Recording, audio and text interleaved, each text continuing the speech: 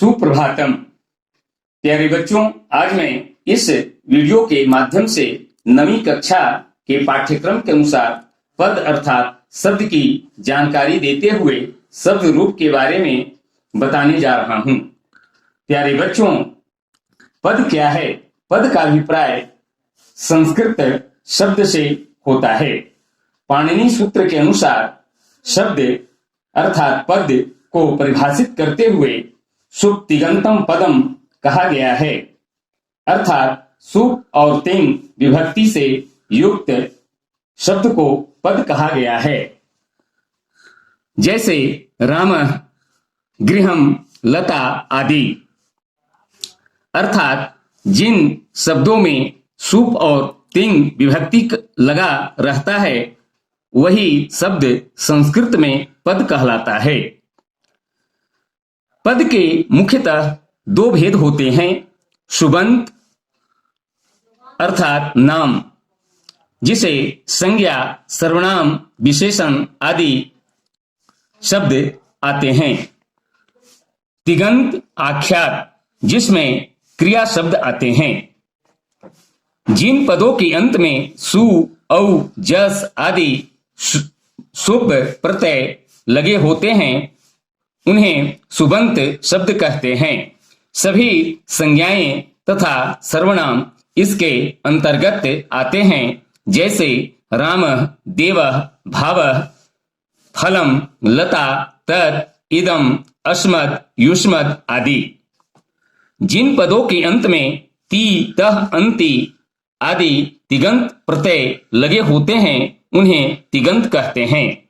सभी क्रिया पद इसके अंतर्गत आते हैं, जैसे भवति, अभवत, भवतु, भविष्यति आदि।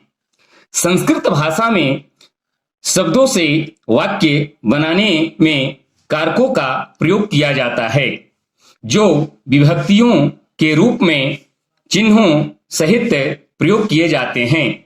किसी भी शब्द का रूप 8 कारकों अर्थात विभक्तियों में तथा तीनों वचनों में होते हैं, जिससे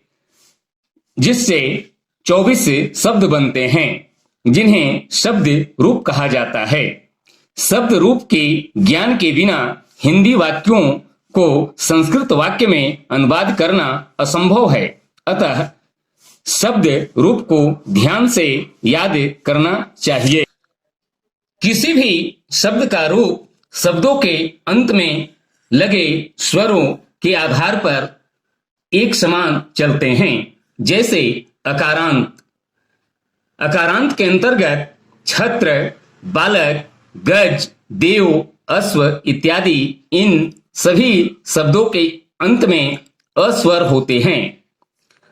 अतः सभी शब्दों के रूप एक समान चलेंगे।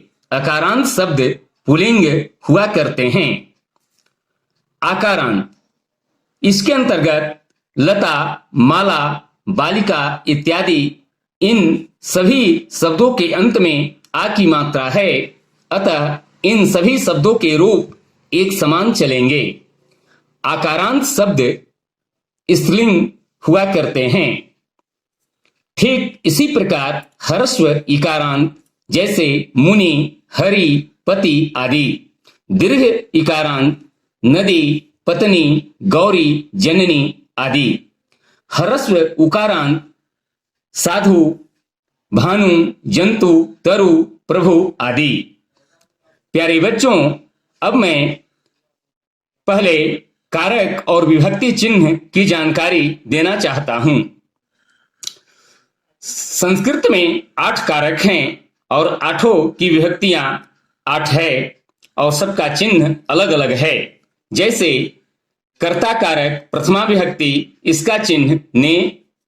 कर्म कारक द्वितीया विभक्ति को, करण कारक तृतीया विभक्ति से द्वारा अर्थ में, संप्रदान कारक चतुर्थी विभक्ति के लिए, को लिए, अपादान कारक पंचमी विभक्ति से अलग होने अर्थ में, संबंध कारक षष्ठी विभक्ति का, के, की, अधिकरण कारक सप्तमी विभक्ति में, पर, संबोधन हे, अहो, अरे संबोधन का विभक्ति संबोधन ही होता है। पाठ्यक्रम के अनुसार अकारांत पुल्लिंग शब्द बालक के समान, आकारांत स्त्रीलिंग शब्द लता के समान, दीर्घ इकारांत शब्द नदी के समान, हर्ष उकारांत शब्द साधु के समान और सर्वनाम शब्द के अंतर्गत अस्मद, युष्मद, किम तीनों लिंगों में ए सभी शब्द रूप पढ़ना है। अतः इन शब्दों के रूप याद कर लेंगे।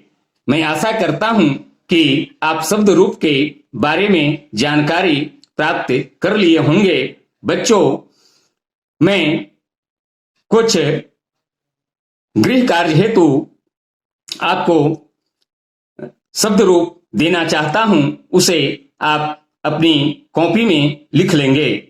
जैसे बालक, लता, मुनि, साधु, अस्मद, युष्मद, तद आदि शब्द रूप आप अपनी कॉपी में गृह कार्य के रूप में कर लेंगे। हेलो दोस्तों, हमारे इस चैनल को सब्सक्राइब करने के लिए यहाँ क्लिक कीजिए। Thank you.